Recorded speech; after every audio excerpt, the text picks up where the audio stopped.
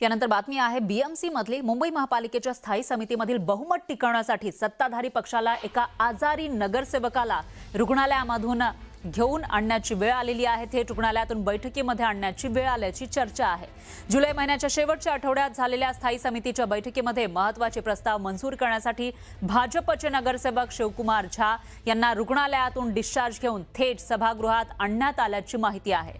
स्थायी समितीमध्ये सत्ताधारी पक्षाकडे 13 सदस्यांचं संख्याबळ आहे आणि विरोधकांकडे 12 सदस्य आहेत। महत्त्वाच्या प्रस्तावांवरील मतदानासाठी सभागृहात संख्याबळ कायम ठेवणे आवश्यक आहे।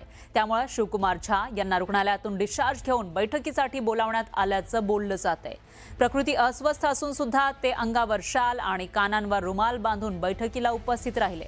बैठकीदरम्यान त्यांना थंडीचा त्रास होत असल्याचंही दिसून आलं।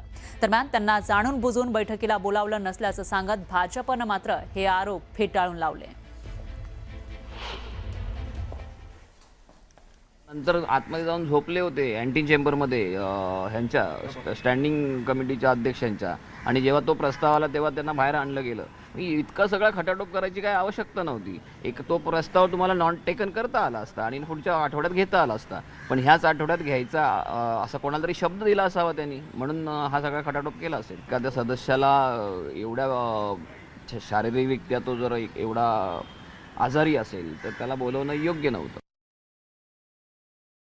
2-3 दिवस त्यांच्यावरती उपचार सुरू आहेत, ते औषधही घेत आहेत। आज रविवारी सुद्धा पक्षाच्या नगरसेवकांची बैठक असताना त्या बैठकीला ते आले होते। मी पुन्हा एकदा त्यांना जेवल्यानंतर आपण बैठकीत थांबू नका, आपण घरी जाऊन आराम करा आणि आज त्वरित हॉस्पिटलमध्ये आपण ऍडमिट व्हा असा त्यांना मी सल्ला दिला। त्यामुळे शिवकुमार झा यांना जाणून बुजून बोलवलं किंवा या ज्या बातम्या आहेत या निराधार आहेत।